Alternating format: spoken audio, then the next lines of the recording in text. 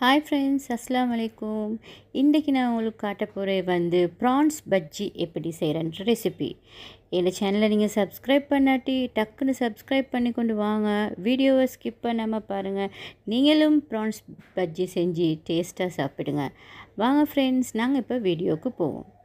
ஃபஸ்ட்டில் ஒரு பேனை கேஸ் ஸ்டவ்வில் வச்சு அதுக்கு நான் ப்ரான்ஸை நல்லா க்ளீன் பண்ணி எடுத்துக்கிறேன். இங்கே நான் 150 கிராம் சின்ன ப்ரான்ஸ் இருக்குது. ஸோ அதை நான் க்ளீன் பண்ணி எடுத்துக்கிறேன். அதை கொஞ்சம் கொஞ்சம் சாட்டை பண்ணிக்கொள்வோம். கொஞ்சம் இதுக்கு சால்ட் மட்டும் தான் நான் போடுவேன். ஆயில் கொஞ்சம் ஆட் பண்ணிக்கிறேன், சால்ட் கொஞ்சம் போடுவேன். போட்டு அதை கொஞ்சம் நல்ல எண்ணெயில் வதங்கின மாதிரி எடுத்துக்கொள்வோம். அதோட கொஞ்சம் அதை நல்லா கடைஞ்சி கொஞ்சம் உடச்சிக்கொள்கிறேன்னா அப்போ நல்லா இருக்கும் பஜ்ஜிக்கு ஃபுல்லாக போடுறதுக்கு விடன்னு சொல்லி. இப்போ ஒரு பவுல் ஒன்று எடுத்துக்கிறேன். இதுக்கு 2 ஆனியன்ஸ் கட் பண்ணி வச்சுக்கிறேன். அதை சாப் பண்ணி வச்சுக்கிறேன். அதை ஆட் பண்ணிக்கொள்கிறேன். சாப் பண்ணால் தான் நல்லா இருக்கும் ஆனியன். அதோட க்ரீன் சில்லி 2 எடுத்து அதையும் சாப் பண்ணி வச்சுக்கிறேன். வீட்டில் சின்ன பிள்ளைகளுக்கு ஒரு க்ரீன் சில்லி எடுங்க. அதே மாதிரி கடலை மாவு 1 கப் எடுத்துக்கிறேன். இப்போ மைதா இன்னைக்கு நான் 3 டேபிள் ஸ்பூன் எடுத்துக்கிறேன். அதையும் நான் இதில் போட்டுக்கிறேன். அதே மாதிரி அரிசி மாவு அதில் 2 டேபிள் ஸ்பூனை நான் இதுக்கு ஆட் பண்ணிக்கிறேன். 2 டேபிள் ஸ்பூன் எடுத்துக்கோங்க. இப்போ இதுக்கு நான் சால்ட் போட்டுக்கொள்கிறேன். அதே மாதிரி பேக்கிங் சோடா கொஞ்சம் ஒரு பிஞ்ச் அதையும் போட்டுக்கொள்கிறேன். அதே மாதிரி 1 டீஸ்பூன் சில்லி பவுடர் போட்டுக்கொள்கிறேன். டர்மரிக் பவுடர் ஒரு 2-3 பிஞ்சஸ் போட்டுக்கோங்க. ஸோ இப்போ நாங்கள் இதை மிக்ஸ் பண்ணும்போது இதுக்கு நாங்கள் சோட்டை பண்ணி வச்சுக்கிற ப்ரான்ஸை ஆட் பண்ணிக்கொள்வோம். ஆட் பண்ணிக்கொண்டு ஒரு ஸ்பூனால் வாட்டர் கணக்க ஊற்றி நாங்கள் இந்த மிக்ஸ் பண்ணணும். மிச்சம் வாட்டரையாக விடக்கூடாது. அப்போ கஷ்டம் பஜ்ஜி பொரிக்கிறதுக்கு. அளவாக ஊற்றி ஒரு அளவுக்கு ஊற்றி கணக்கான ஒரு பதமுண்டு வரக்காட்டி நாங்கள் இதை நல்லா மிக்ஸ் பண்ணிக்கொள்வோம்.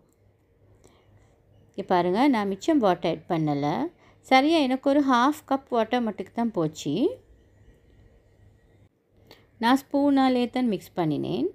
உங்களுக்கு வேண்டாம் நீங்கள் ஹேண்ட்ஸையும் யூஸ் பண்ணிக்கொள்ளலாம். இப்போ பாருங்கள், போதாமிஞ்சி நான் கொஞ்சமாக ஆட் பண்ணேன் வாட்டர். இப்போ போதும். இப்போ நாங்கள் இதை நல்லா மிக்ஸ் பண்ணணும். உண்மைக்குமே மாவு கட்டி வைக்கப்படாது. நல்லா மிக்ஸ் பண்ணிக்கொண்டா ஓகே.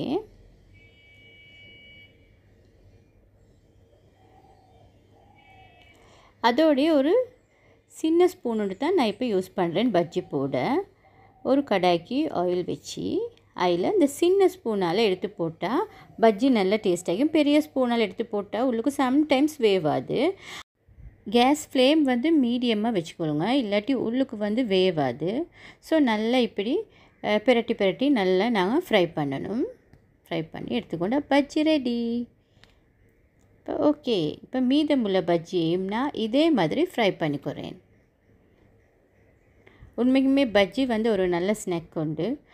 நல்ல டேஸ்ட் ஆகிக்கும். வீட்டில் யாராவது வந்தால் கூட டக்குன்னு செஞ்சிடலும். இதுக்கு ப்ரான்ஸுண்டே இல்லை, எது வேண்டாலும் போடலும். ப்ரான்ஸ் ஒன்றும் போடாட்டியும் இது டேஸ்ட்டாக தான் நிற்கும். பஜ்ஜி ஹாட்டாக தான் சாப்பிடணும். அது ஆறிச்சுண்டா அவ்வளோ டேஸ்டிக்காது, சொகி ஆகிடும். ஸோ செஞ்சிங்கன்னா ஹாட்டாகவே சாப்பிடுங்க. ஸோ அதனால் சுட பொரிச்சு சுடவே திண்டுடுங்க. ஃப்ரெண்ட்ஸ், இந்த பஜ்ஜி ரெசிபி உங்களுக்கு பிடிச்சிக்கும்னு நினைக்கிறேன். பிடிச்சிருந்தால் லைக் பண்ணி ஷேர் பண்ணி சப்போர்ட் பண்ணிட்டாங்க. அதேமாதிரி இந்த சேனலை நீங்கள் இது வரைக்கும் சப்ஸ்கிரைப் பண்ணாட்டி சப்ஸ்கிரைப் பண்ணுங்கள். அப்போ தான் நான் போடுற வீடியோ எல்லாம் உங்களுக்கு டக்குன்னு பார்க்கலாம். இதே மாதிரி இன்னொரு சூப்பரான வீடியோவில் நான் உங்களை சந்திக்கிறேன். அது வரைக்கும் bye. Have a nice day friends.